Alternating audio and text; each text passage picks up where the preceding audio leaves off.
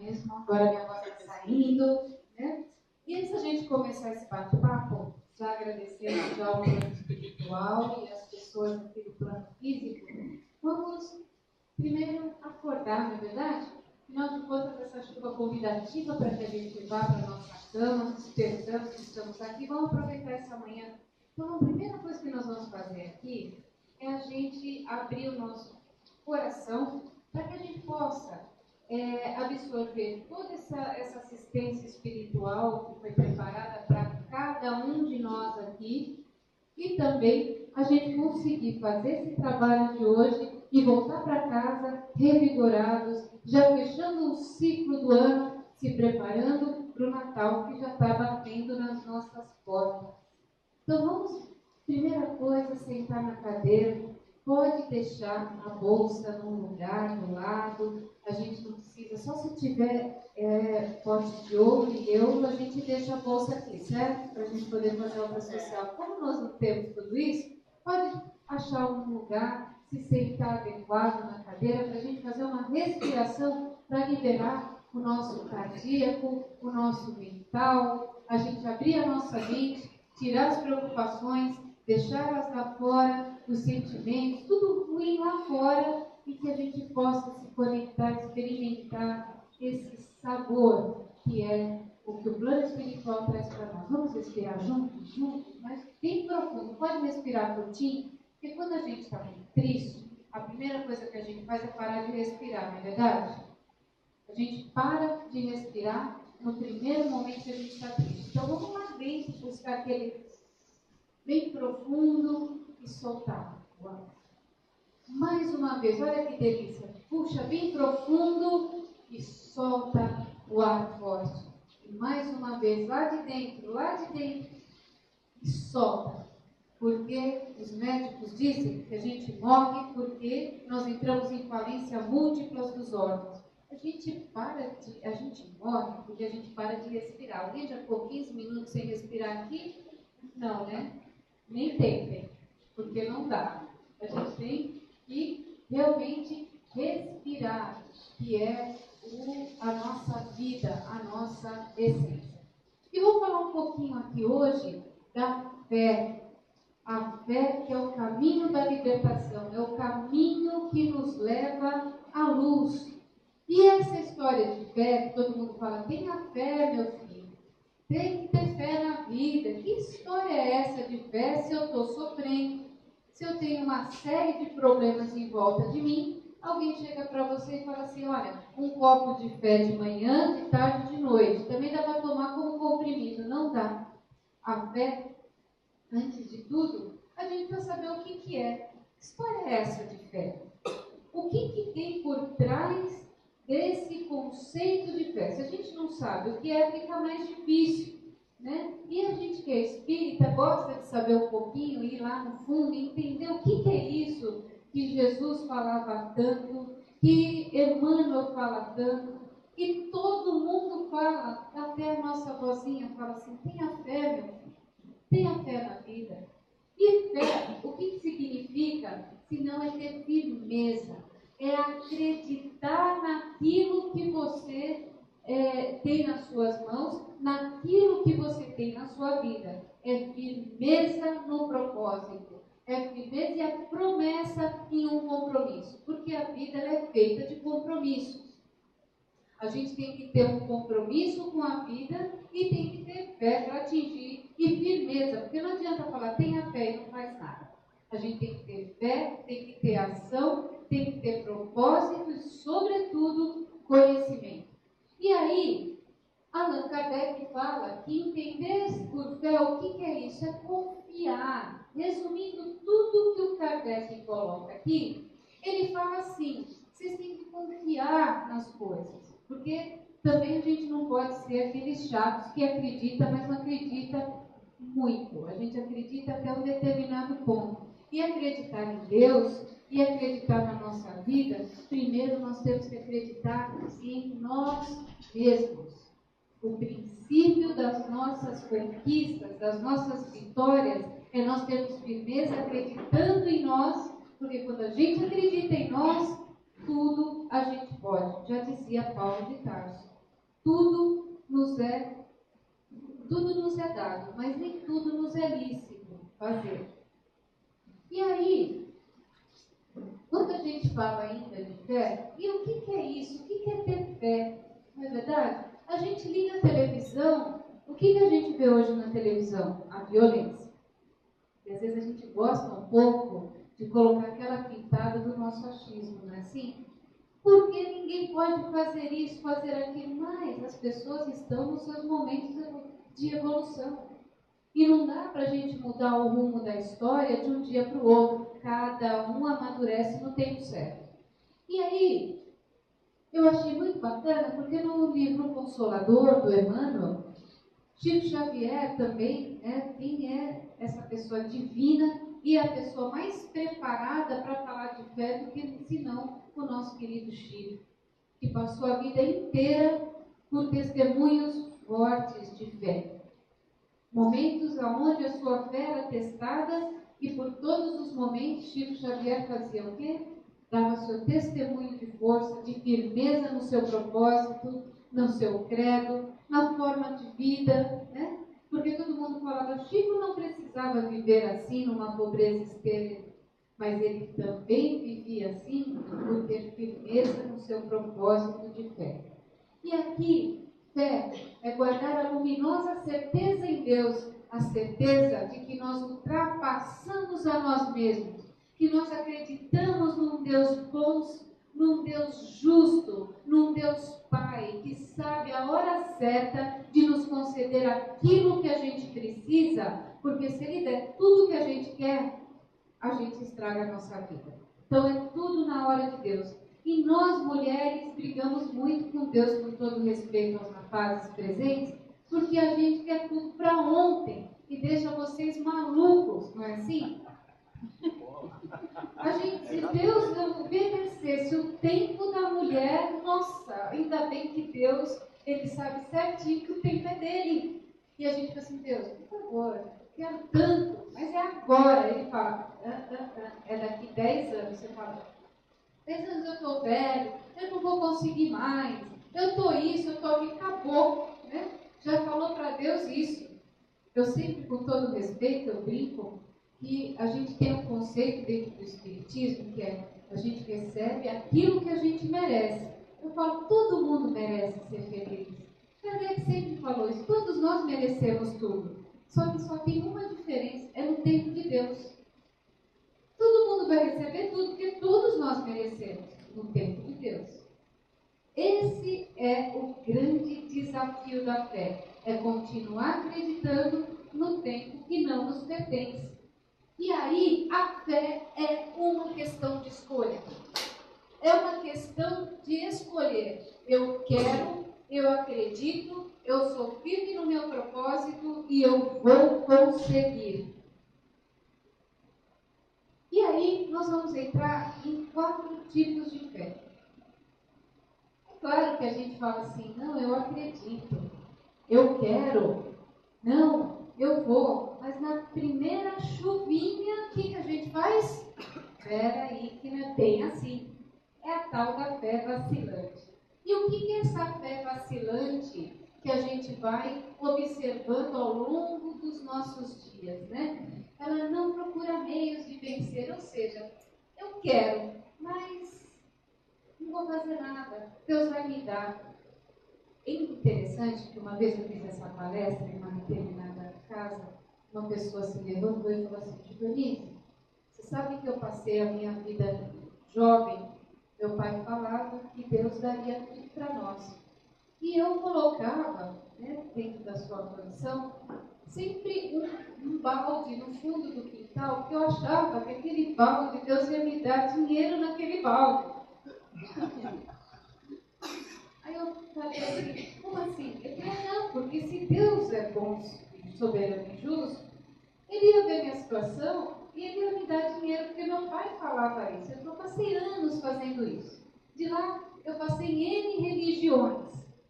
Várias delas, várias. Até que eu cheguei no Espiritismo. E aí, quando eu cheguei no Espiritismo, eu falei assim, eu passei a minha vida inteira acreditando num balde. ao invés de acreditar em mim mesmo.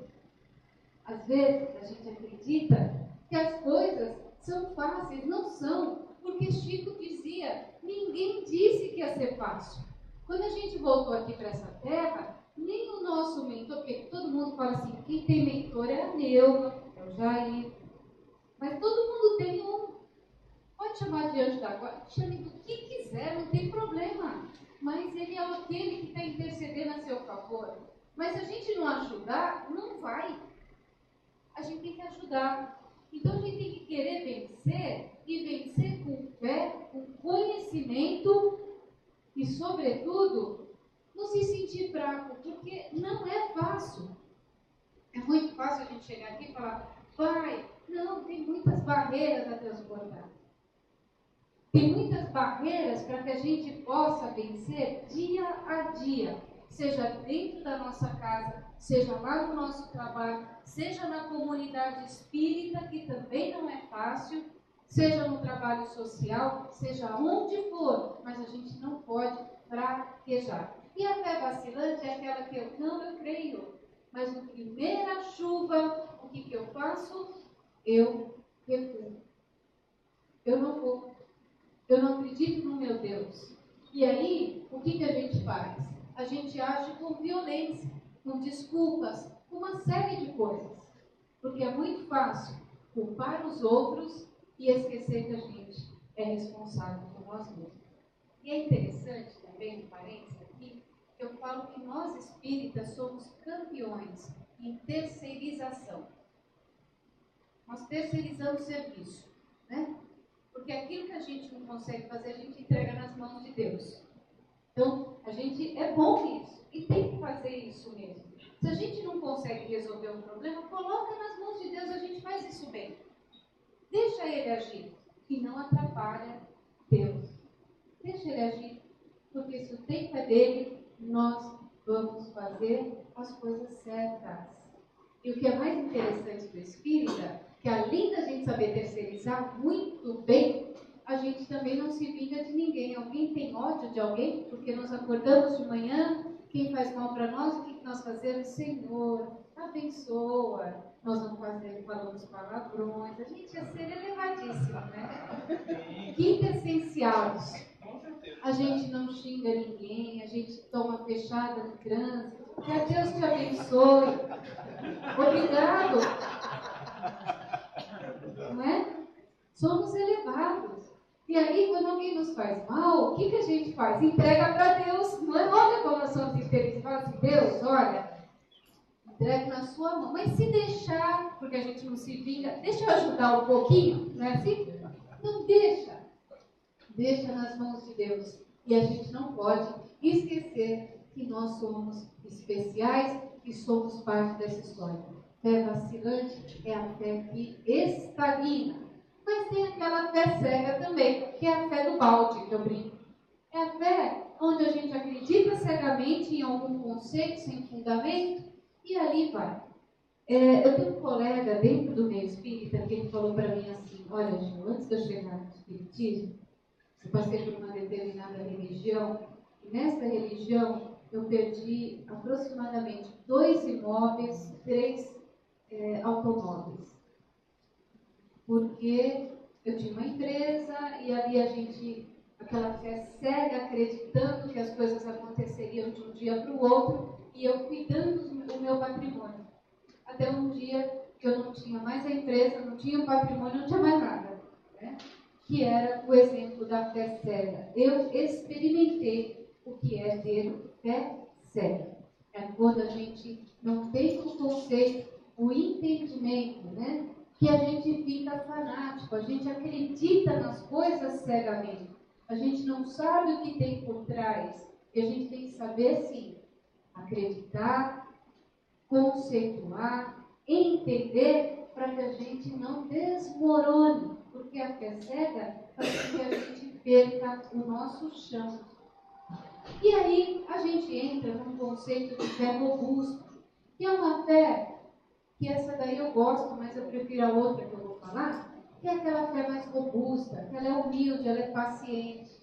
É aquela que vai devagarzinho, eu falo que é a fé das nossas avós. mundo já teve aquela avó italiana. Em São Paulo é italiano, né? A nona, aquela avó gostosa, que chegava em casa, ela já sabia tudo e ela falava para você assim: minha filha, põe a blusa, porque eu falo que mãe e avó ouçam. Elas deveriam trabalhar na meteorologia, porque se ela falar que vai fazer frio, leva a blusa, porque vai fazer. Quando a mãe de vocês falarem isso, ouça. Se vai chover, chove. Se vai fazer frio, faz. Se faz calor, faz. Então, ouça a mãe. E aí, ela se apoia na inteligência, na compreensão das coisas. A gente entende a fé robusta, a gente entende as diferenças das coisas e espera. Sem matar ninguém, sem massacrar ninguém. Não, a gente espera. E o mais interessante, a gente sabe que vai chegar no objetivo. Cedo ou tarde, nós vamos chegar no nosso objetivo. Mas essa fé aqui é a fé que fundamenta a nossa religião. É ela que fundamenta o Espiritismo. É a fé raciocinada. É essa que a gente tem que buscar todos os dias da nossa vida. É essa fé que vai usar a razão, mas também não pode ser aquele chato, não é verdade? Vocês já viram um espírito assim, quando a gente chega na... Vocês já fizeram o retrocesso do dia que vocês chegarem no espiritismo? Eu sempre faço isso. Nossa, como eu era chata, meu Deus. Chegava na rodinha, a gente falava do quê? Espiritismo. Né? Naquele churrasco do domingo, a gente só falava do quê? Quando você chegava na casa da sua família, as pessoas falavam: meu Deus, lá vem. A gente tem que saber o equilíbrio das coisas, não é?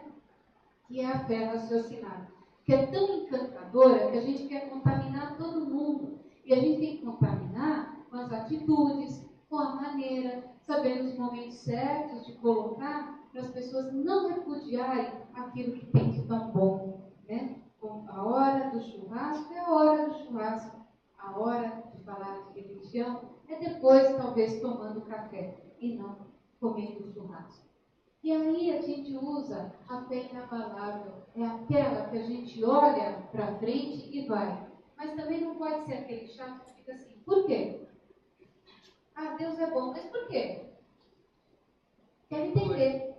Dá para explicar? A gente não tem todas as explicações, porque algumas das coisas não nos é ainda, a gente não consegue nem compreender a nós mesmos. Você já imaginou se Deus, ou se o próprio Jesus Cristo viesse aqui agora e explicasse o mundo espiritual para nós? Será que nós teríamos competência hoje para entender tudo que tem lá no plano de Deus e no plano de Jesus? Tem coisas que a gente tem que acreditar com instrução, com base e amor no coração. A fé raciocinada é que nem um pássaro. De um lado é a instrução e do outro lado é o amor. Se essas duas asas não baterem juntas, a gente não consegue alçar o voo. Esse é o equilíbrio da fé raciocinada. Porque a fé raciocinada vai buscar instrução, mas o amor vai buscar compreensão. Ela vai saber o equilíbrio das coisas. Ela vai apoiar as pessoas a se levantar do chão, porque não tem nada mais bonito do que ver alguém cair e se levantar. E o mais bonito disso é a gente estar do lado e estender a mão para alguém se levantar. E alguém ser vitorioso. A gente olhar as pessoas prosperando dentro da sua vida nas formas em que ela pode, vencendo cada batalha dia a dia, conceituados e com fé no nosso Deus.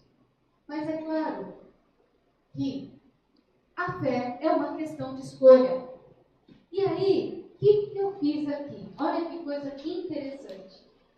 Tudo que a gente pode duvidar, e eu fui buscar no Evangelho, que não é no Evangelho de Jesus, em todos os nossos queridos passados aqui, como Paulo e João, uma resposta, porque a fé estava lá no Evangelho, não é nova, não é uma matéria nova. Olha só, sinto-me fraco e duvido que consigo superar o que estou enfrentando. Olha o que Paulo responde aos filipenses aqui, quando a gente pergunta e fala quando a gente está caído no chão. Quem não passou por isso na vida? Quem não teve um momento em que falou: meu Deus, o O que será de mim? Será que eu vou sair dessa situação? Talvez tenha sido um momento de sofrimento. Mas, se a gente olhar profundo, eu sempre falo que os momentos de dificuldade e sofrimento que passei em minha vida foram os testemunhos da minha fé. Que é ali que a gente tem que olhar, chorar por 2 horas. Porque todo mundo fala, o espírita não chora. Não, a gente chora sim. Só que eu não choro mais que um dia não. Dou 2 horas. Meninas, eu choro muito. De ficar mal, do olho inchar e de falar, acabou? Deu 2 horas e 1 minuto, acabou, não me permito mais. É hora de retocar a maquiagem. E a gente seguir para a vida feliz. 2 horas se acaba. Só 2, mais que isso não pode. Tá? E aí, olha o que Filipenses, olha o que Paulo respondeu, tudo posso naquele que me fortalece. Se eu estou fraco, me fortalece. Eu falo sempre em São Paulo que todos os dias da minha vida, eu brinco, eu tenho uma frase comigo que eu falo assim, que não me mata, me fortalece. Todos os dias eu falo isso para mim. O que não me mata, porque se me mata acaba a minha experiência aqui terrena. Me fortalece, me prepara para algo melhor, porque Deus tem sempre algo melhor para nós. Ele sempre tem, é que a gente não consegue enxergar por causa da nossa miopia temporária. E aí a gente também tem uma frase que fala assim, o que me aconteceu é um desastre. Isso é coisa da mulher, né? A internet é nossa. Quando a gente vai contar uma coisa para alguém, nossa, não é assim? Alguém já teve pedra no rim? Eu já tive. Realmente eu já tive. Foi aí que eu descobri que... Vocês já viram quem teve pedra no rim conversando sobre pedra? Não. É assim. Como é que foi sua pedra? 2 milímetros. Nossa, só foi pequena. Eu tirei 4 de 2. Aí o outro veio e fala, só isso? Você precisa de eu guardei. Tá aqui, ó. Me mostra. Gente, quem teve pedra no rim tem história para contar a vida inteira. Porque marca a vida do ser humano. Né? E é interessante que a gente sempre coloca, eu falo assim, para falar daquele desastre, converse com alguém que teve pedra no rim. Você vai ver como é que é. Realmente é sempre maior. A pedra às vezes é um grãozinho de areia, para ele é um tijolo. Né?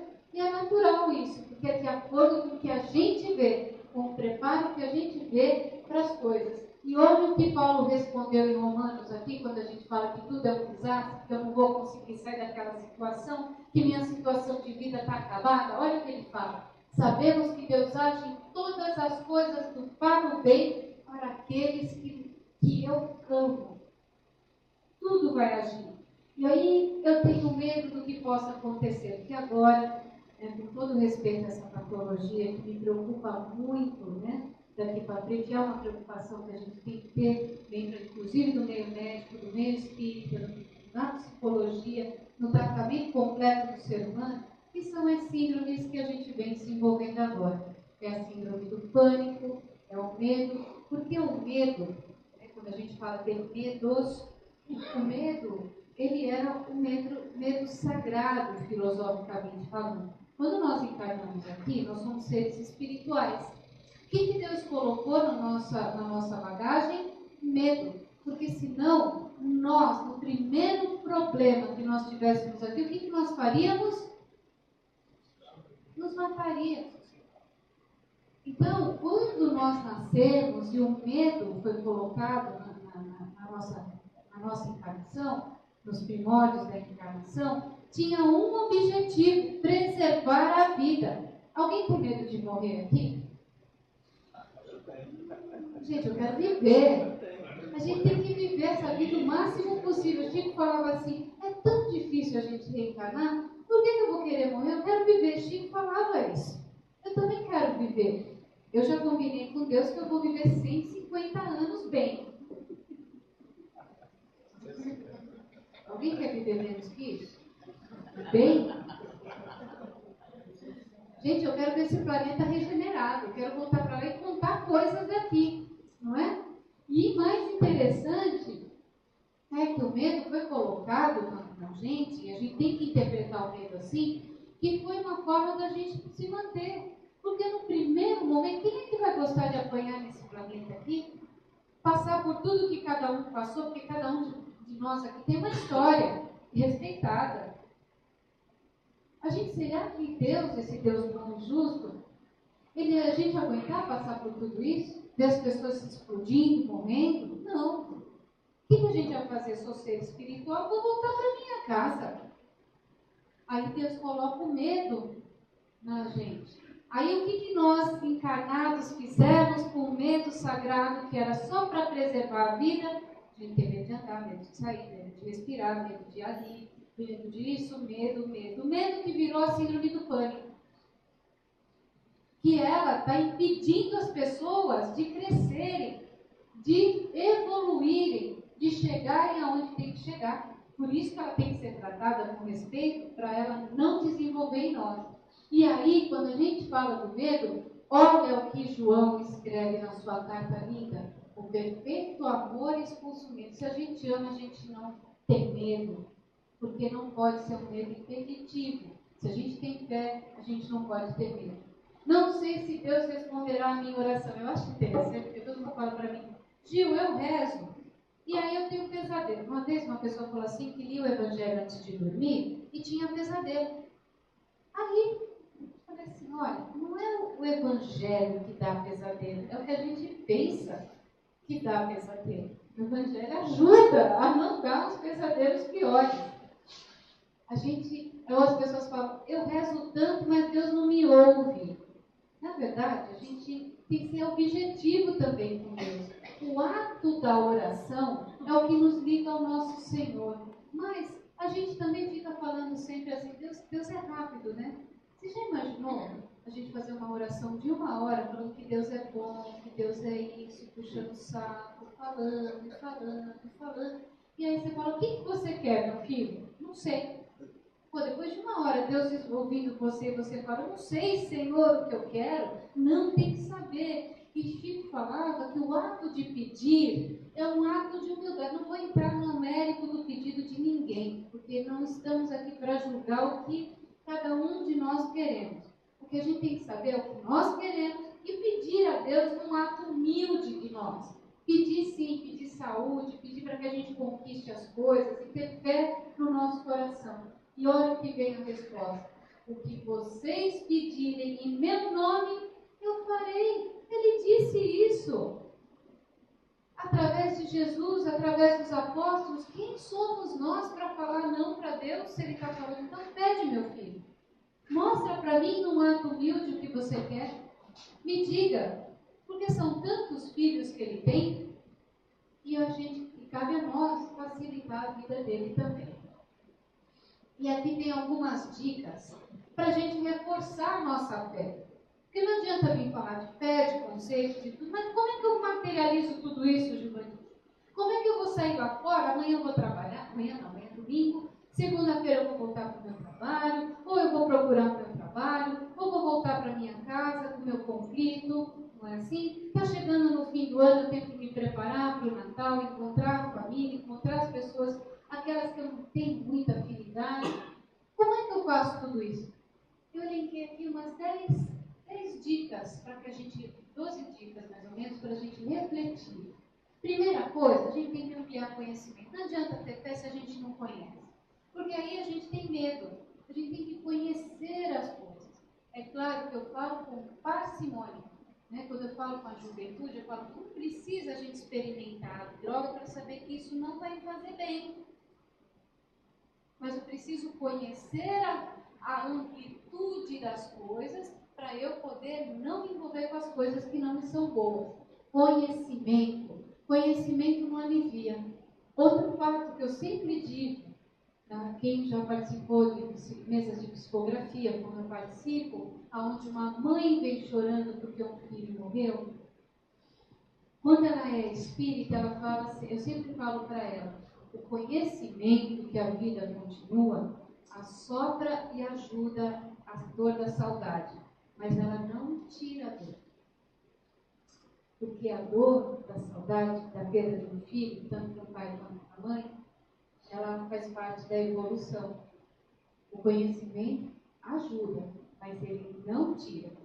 São os nossos atos que vai fazer a gente entender o que é perder alguém. Mentalizar um projeto de vida, porque assim, a gente chegar para Deus e falar, Deus, me dá, o que, meu filho? Não sei. O que você quer? Comece exercitando com as coisas pequenininhas. O que te faz mal agora, nesse momento? O que você precisa mudar? Coisas pequenas, para que a gente possa chegar nas coisas maiores. Assumir risco, porque falar de querer as coisas é fácil. Não, eu vou fazer. Vou fazer. E quando Kardec, o Espírito Verdade, chegou a Kardec e deu a missão a ele disse assim, eu não lhe disse que ia ser fácil. Essa frase veio do Espírito Verdade a Kardec. E Emmanuel repetiu ao Chico. E todos os dias eu repito na minha vida, ninguém disse que ia ser fácil voltar para a Terra. Ninguém disse que ia ser fácil você trabalhar naquele lugar. Ninguém disse que ia ser fácil você estar nessa família. Mas a gente acredita em você. A gente é Deus que acredita na gente.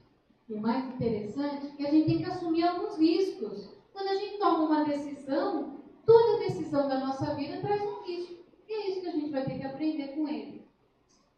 E outra coisa é separar muito bem o que você faz da sua vida com o que você é. Eu acho interessante porque todo mundo fala assim, eu sou advogado, eu sou médico, eu sou administrador, eu sou dona de casa. Não. Isso é o que você faz. O que você é? Eu sou Giovanise apenas. Só Giovanise. Tentando evoluir dia após dia. Vontade de viver. Cultivando calma e paciência. É muito bom viver nessa terra. Quando eu falo isso, todo mundo se apavora. É muito bom viver nesse planeta.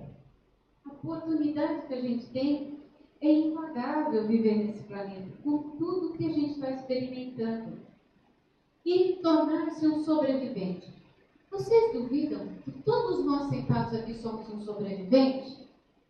Vamos olhar para trás? Vamos.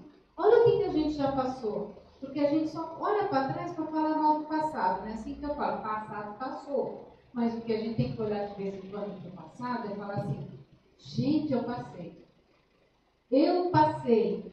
Eu sobrevivi àquilo. O que eu não posso sobreviver mais? Se eu passei por tudo aqui, estou viva. Estou aqui. Estou vivo. E é sobreviver. Se reconhecer como um grande sobrevivente da vida. Ter esperança firme no futuro. Porque uma vez um espírito chamado Pedro perguntaram assim, Pedro, eu perdi minha fé, o que eu faço? Ele falou, filho, você nunca perdeu a fé. Porque Deus deu 3 coisas para nós quando a gente nasceu. Uma é a esperança, uma é a fé e a outra é a coragem. A esperança, Deus deu para a gente perder.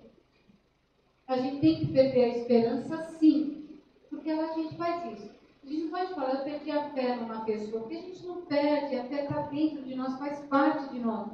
E a esperança a gente perde. Perder a esperança faz parte. Mas a gente recupera ela ali nesse espírito. E ter coragem para poder buscar. Permitir sentir dor. Por isso que eu falei, tem que chorar sim. Tem que se sentir para se sentir humano. Porque dependendo do que a gente passa na nossa vida, a gente começa a se distanciar da dor alheia. E às vezes, principalmente aos trabalhadores da obra de Deus, Deus dá uns desafios para a gente voltar a sentir as coisas, os problemas, para a gente atender melhor as pessoas. A gente fala, puxa, eu só estou apanhando em tal situação. Não. Ali Deus está treinando você, fazendo você repensar a voltar a sentir algumas dores. Porque tanto trabalhar com a dor alheia, a gente vai ficando um pouco mais frio. E não pode. Aí vem Deus e fala, não. Aí a gente tem uma perda de um amor, alguma coisa, para voltar a sentir as dores alheias como elas muito próximas de nós. E valorizar o amor ao próximo. Porque o primeiro mandamento é e como pronto, olha que perfeição essa trindade que eu brinco. Amar a Deus, ao próximo como a nós Mas se a gente não ama a gente, como é que a gente vai amar o outro? Moças solteiras aqui? Alguma? Todas casadas? Já comprometidas? Tem. E é interessante porque a gente sempre fala assim, né? Eu quero tanto arrumar alguém, né? É um alguém tão, tão perto de Deus assim, que ele nem nasceu ainda, né? Eu acho que, com todo respeito, a verdade, nem vocês com a gente também, né? A gente tá lá, parece uma falange de Nossa Senhora, né? A mulher que vocês querem do lado e a gente já quer na falange de Jesus. Talvez algumas 500 reencarnações a gente chegue lá, mas a gente tem as pessoas do nosso lado necessárias para o nosso crescimento. E é uma bênção a gente estar do lado de alguém, porque a vida ela vai construir, independente dos conceitos que a gente tenha hoje. E o mais importante é amar esse sentimento. Amar ao próximo é compreender que a gente está aqui para crescer. E é isso que é o mais importante. Não é acreditar numa coisa que não existe, que está aqui em cima, mas a gente está vivendo aqui embaixo. E deu um espírito muito querido, que é o dele, porque ele falava que ele passou a vida inteira dele tendo um sonho. Perguntaram para ele, qual é o seu sonho? E sabe o que ele respondeu? Era pegar uma nuvem do céu. Eu achava que ela era tão fofinha. Ele era um escravo. E a única coisa que ele reservou na vida era um sonho, pegar uma nuvem no céu. Ele passou a vida sonhando como seria pegar uma nuvem. Esse era o sonho da vida dele. Mas era um sonho. E ele disse, eu concretizei quando eu morri. E a gente refletir nessa relação com as pessoas, que é o mais importante. Ninguém é igual a gente. Nossa, pensando, se a pessoa tivesse uma outra Giovanni, eu não ia suportar. Já pensou ter alguém igual a vocês? Já imagina um Jair 2. Seu Sidney, Sidney 2. Luizinha, duas Luísa. Não dá? Tá vendo? Olha aí, gente. É um consenso. Não dá para ter dois de nós. Tanto que a gente é um só. A gente faz coisas muito boas e coisas muito ruins. Um só. Tá vendo? Né? Então a gente tem que saber lidar com as pessoas. Eu falo assim, gente, deixa pra lá. Tem coisas que não dá para resolver, ninguém vai mudar. Deixa pra lá. Essa frasezinha, deixa pra lá, ela cabe em algumas situações. Cabe tão bem. Tão bem. Porque quanto mais a gente quer pôr remendo novo e pano velho, o que vai dar? Um estrago só. Né? E a gente também tem que ganhar tempo. Porque agora é tudo assim. Eu não tenho tempo. Né?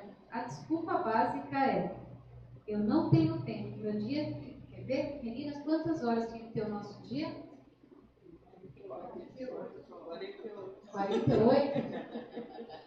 Se apertar dá 72. Né? Mas só tem 24. De 24 eu uso 12. Então, o que acontece? A gente tem que fazer esse tempo caber em 12. E aí a gente para de fazer coisa que não tem valor. Porque a gente põe tanta coisa no nosso baú que a gente não consegue carregar. Tira as coisas, dá valor ao que efetivamente dá valor. E sabe o que é valor? É o que você tem do seu lado. E o mais importante, nenhuma dor dura mais que um dia, pois Jesus deu a noite para acalmar o nosso espírito. Esse é o Espírito dele. E o mais importante, como é que a gente reforça essa fé? Como que a gente faz isso? Primeiro, tendo vontade.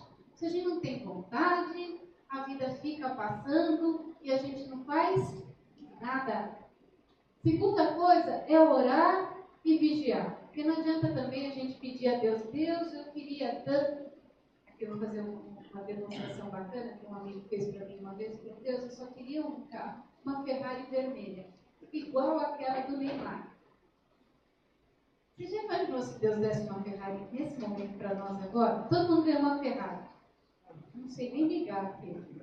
Não sei nem como é que eu vou para tirar aquele trambolho da minha frente. Porque virou para mim um trambolho. Para os meninos não. Olha, cara de felicidade. Não é verdade?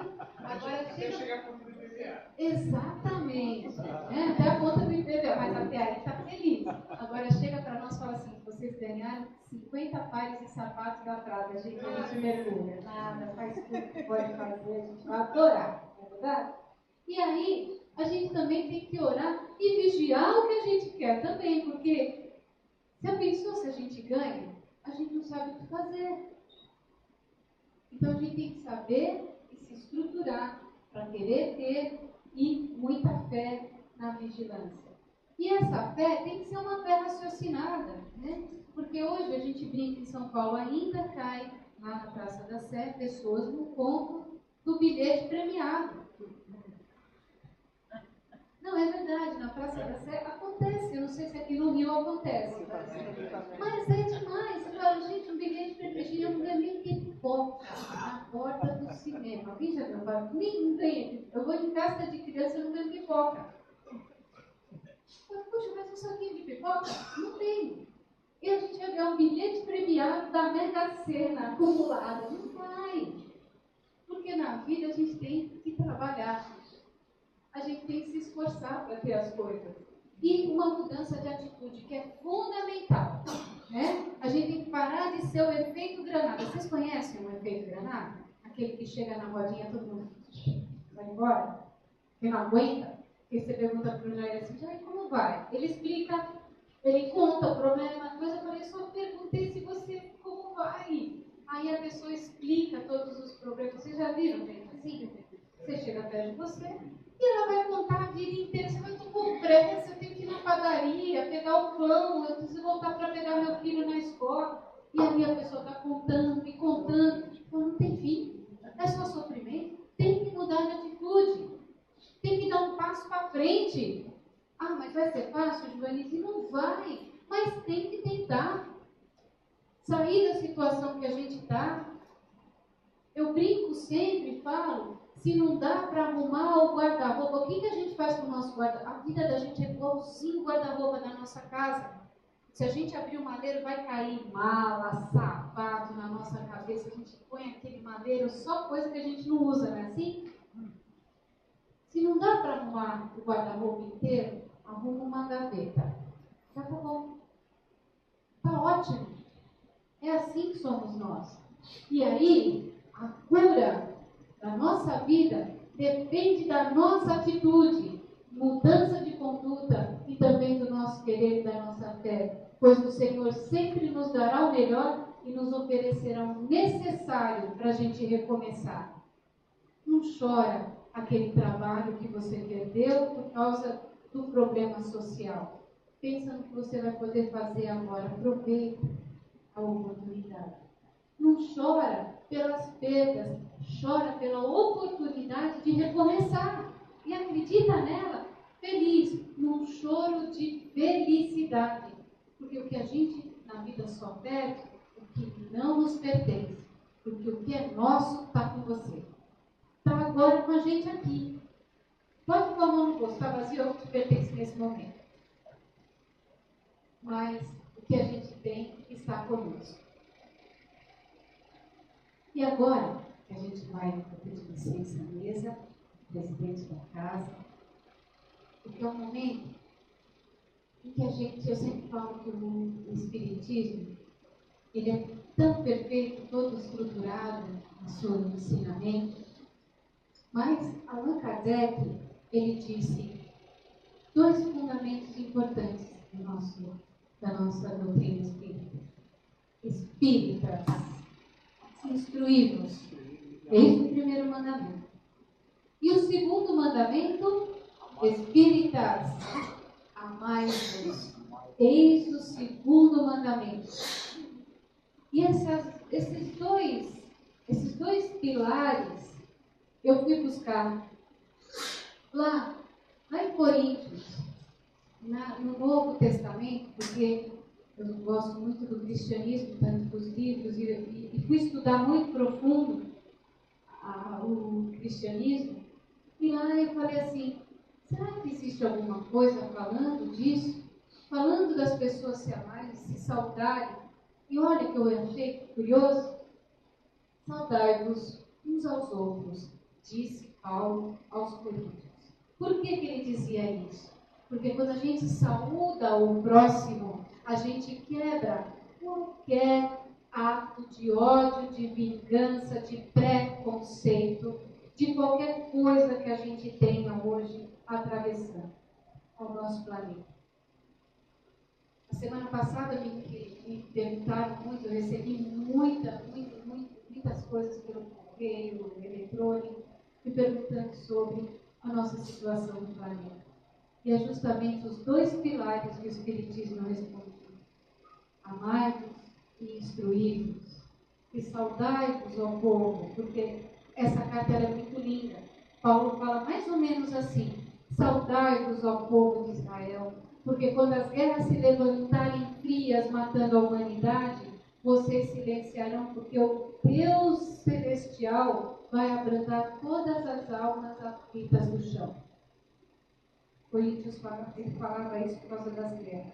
E é exatamente o que a gente passa agora. A gente tem que olhar esse momento de expiação que nós passamos, que é natural, sem achismos, nós espíritas, porque o Ferdinando, que é um dos leitores, fala: o seu achismo não me interessa. O que interessa são os fundamentos de Deus na constituição do cristianismo. O nosso planeta atravessa, sim, por um momento de expiação, porque cientificamente, como já passou lá atrás, o nosso planeta ele está entrando num eixo, ele está se movimentando e movimentando o eixo da sua órbita. E o que está acontecendo é que essa mudança de eixo está levando às catástrofes naturais, que são os terremotos, essa mudança de clima, apesar da contribuição do homem, que é outro fator. Mas tudo isso faz parte dessa mudança do nosso eixo do planeta para ele se recolocar na sua órbita terrestre. Isso que acontece já foi passados lá para trás, onde a gente teve a mudança de eras e tudo mais. Nós estamos começando a atravessar isso. E Chico Xavier também já dizia sobre isso, além da questão do preconceito. O preconceito é que leva as pessoas à irracionalidade. E nós, espíritas, temos sim que semear aquilo que nós vamos fazer agora. Espíritas, amai-vos. Porque é isso que as religiões querem. Nenhuma é melhor que a outra, nenhuma é mais lúcida que a outra, todas são importantes e vão contribuir para o planeta Terra, para as pessoas que ouvem, para as pessoas que estão, sejam eles espíritas, espiritualistas, católicos, protestantes, xiitas, não importa. O que importa é que todas as religiões têm a sua contribuição. E nós espíritas vamos mostrar que a gente sabe fazer isso agora. Nós vamos olhar do lado da pessoa que está aí com você, né? Olha do lado, se você estiver acompanhado, e fala para essa pessoa, dá aquele abraço nessa pessoa, sabe? Dá um abraço gostoso, né? E fala: espírito, a gente sabe amar, é isso que a gente vai distribuir no nosso planeta Terra, de dar esse cumprimento, esse amor de luz, de expressão, de graça, de glória, que é isso que Deus nos quer nesse exato momento, onde a gente possa se confraternizar, se saudar, fazendo com que o plano espiritual derrame sobre nós a sua bênção sagrada de luz, a sua bênção sagrada de esperança, e que a nossa casa agora seja revestida dessa mesma força de amor. Por quê? Porque, para a gente chegando ao final, nesse exemplo de vida, deixar para vocês aqui que o sofrimento e a melancolia é fruto de uma má escolha. Não podemos mais massacrar a nós mesmos, nos culpando ou cultivando lamentações. O que nos importa é que tudo é passagem e todos os problemas terrenos, hoje no chão, claro, desses problemas é o nosso aprendizado. Porque tristes são aqueles que passam pela vida carregando um coração vazio, confraternizando-se espíritas. Porque a vitória eterna de um dia é poder renascer para a terra ou para a vida eterna, sempre buscando nós e da própria alma a vontade de ser melhor e vencer em nome de Deus. Por quê? Pois em verdade eu vos digo, se tiver fé do tamanho de um grão de mostarda, direis a essa montanha, move-te daqui para ali, e ela se moverá. Jesus Cristo. E para vocês do Cristo, eu deixo meu coração e essa cor divina aos colaboradores. Digo a Deus que mande vocês com muita fé, coragem e ação, porque fé é ação. Muito obrigada pela paciência, pela benevolência que vocês me escutarem na manhã de hoje. Muito obrigada e fiquem com Deus.